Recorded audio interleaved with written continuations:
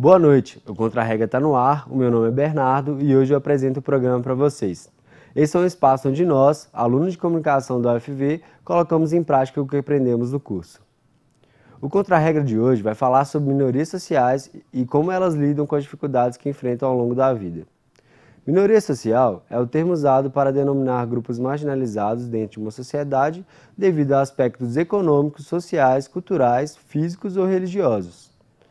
Alguns ambientes de trabalho são compostos por uma maioria masculina. Em muitos casos, quando uma mulher se insere nesses ambientes, pode encontrar obstáculos para exercer seu trabalho. Acompanhe.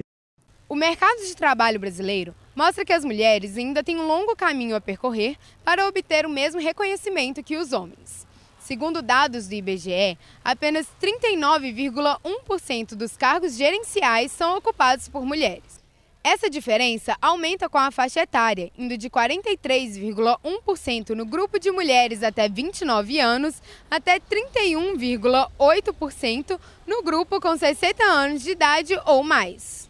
Além do trabalho fora de casa, nós, mulheres, ainda temos que realizar diversas atividades no âmbito familiar.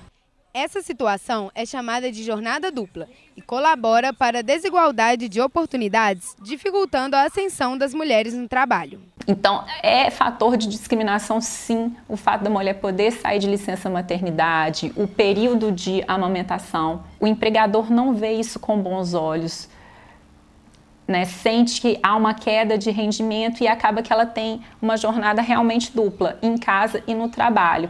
A mulher que perceber que está sendo discriminada no trabalho pode fazer a denúncia ao sindicato. O sindicato ele tem condição de receber essa denúncia e encaminhar essa denúncia para o Ministério Público do Trabalho e o Ministério do Trabalho. A pessoa também pode utilizar o site do Ministério do Trabalho para fazer a denúncia anônima ou por telefone. Nesse site você pode juntar vídeos, documentos que comprovem discriminação de salário. As mulheres possuem, em média, um nível de instrução superior ao dos homens e são maioria no ensino médio e superior, além de mais frequentes.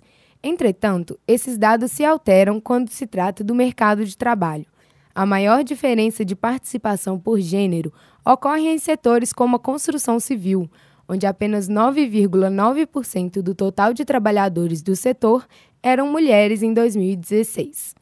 Luísa é engenheira civil e foi a primeira mulher a ocupar o cargo de secretária de obras na Prefeitura de Viçosa, substituindo o atual secretário nas suas férias.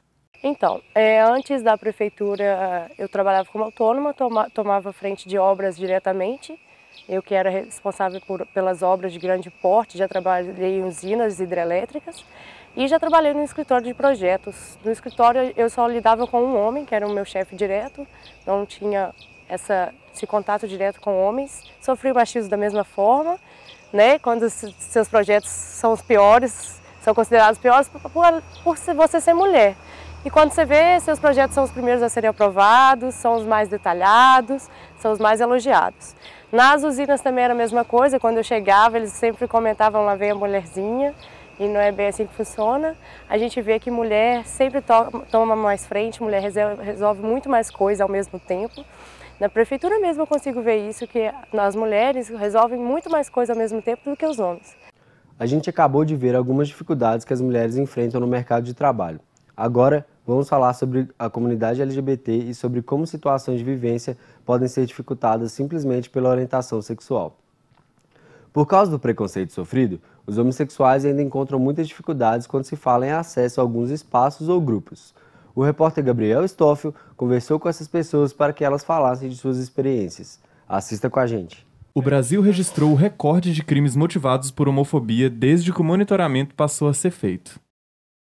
Calas Pimentel, aluno de Serviço Social na Universidade Federal de Viçosa, contou sobre a experiência de ser homossexual e ter que conviver com a LGBTfobia diariamente. Então, a minha vida inteira, desde que eu decidi ser a pessoa que eu sou hoje, eu passo por essas análises, né? Eu tenho que me preocupar, porque infelizmente o preconceito é uma coisa muito presente na nossa sociedade, independente de para qual cidade eu for. Mas, assim, eu não estava muito preocupado com Viçosa, não. Eu estava mais ansioso mesmo para ir para a faculdade, começar meus estudos. Eu mesmo passo por homofobia, tipo, quase todos os dias. Você sai na rua e você sente os olhares de ódio ou os olhares de curiosidade também. Ela deixa a gente triste, né? Porque é ruim você sair na rua e não se sentir julgado, se sentir um alvo, né? Ainda mais agora a gente sente que tem um alvo nas nossas testas e o medo é uma constante. Aluna de letras, Brenda Reis destacou a dificuldade que pessoas LGBT têm de se relacionar com familiares e também destacou a importância do apoio, da união e do acolhimento. Então eu acho que é o seguinte, quando a gente vem para Viçosa, a gente acaba criando laços com os nossos amigos, o vínculo é muito forte, né? E uma vez que você mora com uma pessoa que está no mesmo lugar que você, que parte do mesmo lugar que você vai entender melhor. Por exemplo, eu estou passando por uma situação conflituosa, acabei de sofrer um preconceito. Nesse momento, morar com outra pessoa LGBT faz total diferença. Porque ela vai entender a minha dor por uma questão de vivência. E aí é justamente o que a gente não tem em casa. Porque dificilmente os nossos pais estão dispostos a se distanciar das suas crenças, dos seus valores, trabalhar a empatia para entender o que eu estou sentindo aqui desse lado.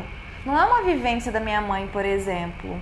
Então, para ela entender o que eu sinto, ela tem que, no mínimo, se abrir ao diálogo e entender o que eu passo, porque não é a realidade dela, entendeu? Então eu acho que isso é a diferença de você morar com uma pessoa LGBT ou não. E eu acho que entra o dilema também, né, de tipo assim, é um processo doloroso? É, mas eu tenho que me expor, porque se eu não me expor, nada vai mudar, e é trabalho de formiguinha, um faz aqui, outro faz ali, e a gente une forças e tenta, né, uma mudança mais abrangente. Enquanto isso, a gente fica nessa luta, né? Árdua, dolorosa. Crimes motivados por preconceito sexual é um indicativo da privação de liberdades e da violência gratuita direcionada a pessoas LGBT. Sérgio Luiz conta que passou por um processo constrangedor para ter uma vaga em um dos alojamentos da UFV. A partir do momento que eles fazem perguntas extremamente necessárias que não afetariam de forma alguma a nossa convivência, como, por exemplo, o que eu faria numa situação em que um colega de quarto está trocando de roupa? Isso não é uma pergunta que é feita para homens héteros. E são perguntas extremamente íntimas, sabe? E perguntas não só íntimas, como também desnecessárias para aquela situação.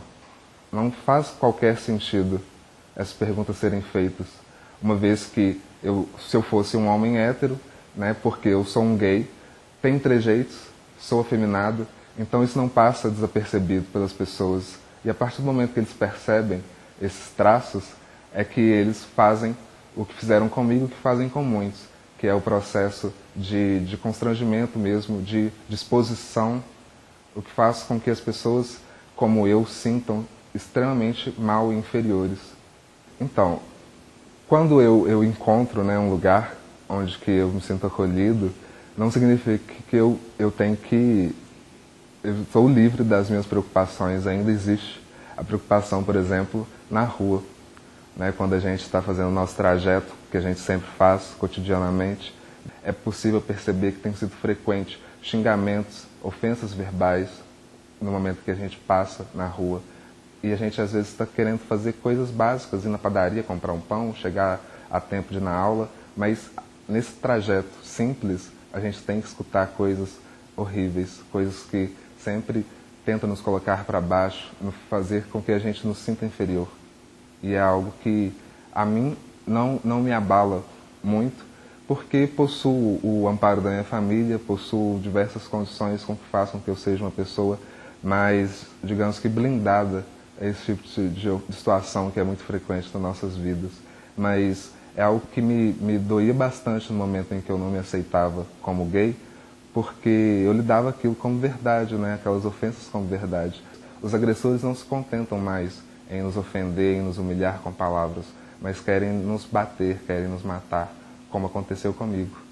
Aconteceu comigo de estar com os meus amigos indo para uma festa e deparar com um homem que começa a nos ofender de forma extremamente gratuita, sem que fizéssemos absolutamente nada com ele, nada.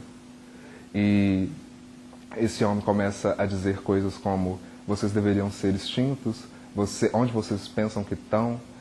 Sérgio e as pessoas que o acompanhavam no dia do ocorrido denunciaram a agressão e o caso está sendo agora apurado pela Justiça. Tá gostando de conhecer essas histórias de vida? Então continue com a gente que tem mais informação no próximo bloco.